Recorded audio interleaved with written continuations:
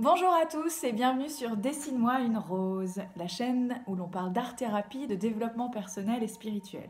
Alors aujourd'hui, je voulais vous partager tout simplement un message qui m'est arrivé hier et que je voulais partager avec le plus grand nombre parce que moi personnellement, il m'a beaucoup aidé. Et donc si ça peut vous aider aussi, eh bien tant mieux. Si vous vous intéressez à la spiritualité, vous avez déjà dû entendre que l'opposé de l'amour, ça n'était pas la haine, mais c'était la peur. Et que on était venu ici en tant que supraconscience pour expérimenter des situations qui quelque part mettraient notre foi et notre vibration d'amour au défi. Et qu'on expérimentait tout un tas de positions et de situations différentes pour à chaque fois apprendre à être amour en toutes circonstances et à ouvrir notre cœur de plus en plus grand et à croire à la lumière, quelle que soit la situation, et à accepter aussi la présence de l'ombre, tout en choisissant en conscience de nourrir la lumière, sans s'opposer à l'ombre, mais juste en choisissant de nourrir la lumière. Et bon, c'est plus facile à dire qu'à faire, effectivement, de s'imaginer comme le jeu vidéo et la partie de jeu vidéo d'une supraconscience en train d'expérimenter.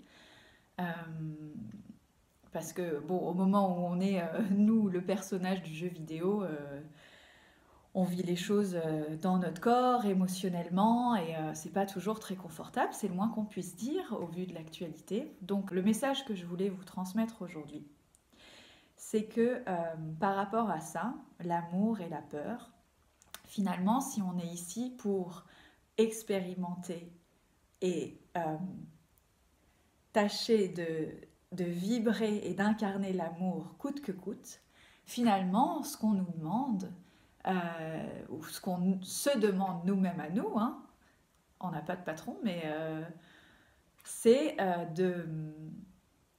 il me semble, de dépasser nos peurs. En tous les cas, moi, c'est ce que j'ai reçu comme message et c'est ce que j'ai cru comprendre. Que finalement, pour être amour pleinement, il fallait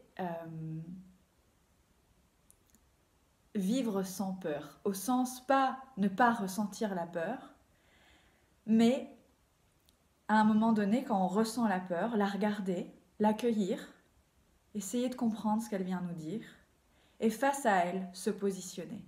Parce que ce que j'ai remarqué, c'est que finalement, ce qui nous immobilise quand on a peur, c'est notre impuissance, ou je devrais plutôt dire notre croyance d'impuissance.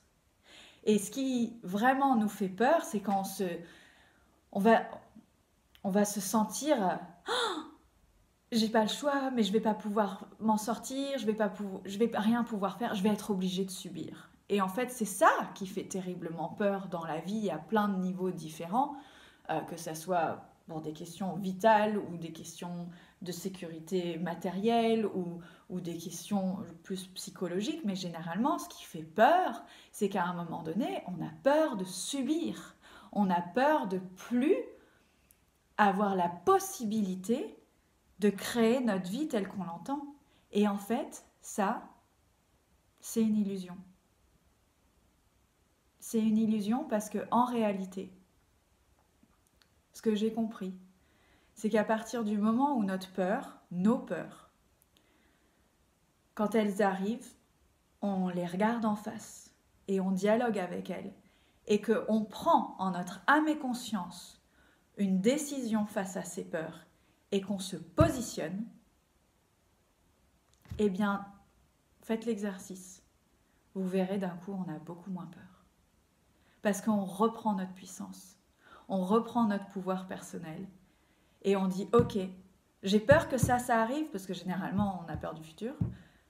Eh bien, si ça arrive, si ça arrivait, qu'est-ce que je ferais? Et là, vraiment, qu'est-ce que je suis prête à faire? Qu'est-ce que je suis prêt à faire dans telle situation si ça arrive? Et vraiment se poser la question. Et aller sonder en soi les ressources et les forces qu'on a, les potentiels, les qualités. Aussi aller questionner nos valeurs, notre intégrité. Qu'est-ce qui est vraiment important pour nous?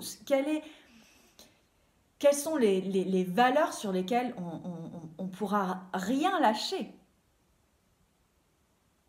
Et quelles sont celles sur lesquelles on est prêt à lâcher un peu? Et être honnête avec soi, parce qu'en prenant compte nos forces, nos ressources, mais aussi nos limites. Parce que ça sert à rien de se faire passer pour quelqu'un d'autre. Mais vraiment aller se mettre dans notre cœur, faire face à nos peurs et dialoguer avec elles et se positionner. Je vous invite vraiment à faire cet exercice.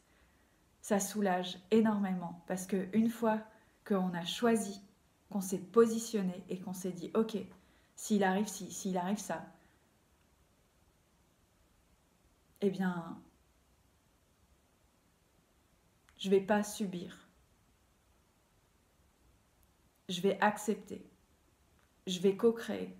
Je vais répondre. Je vais continuer de vivre comme ci ou comme ça.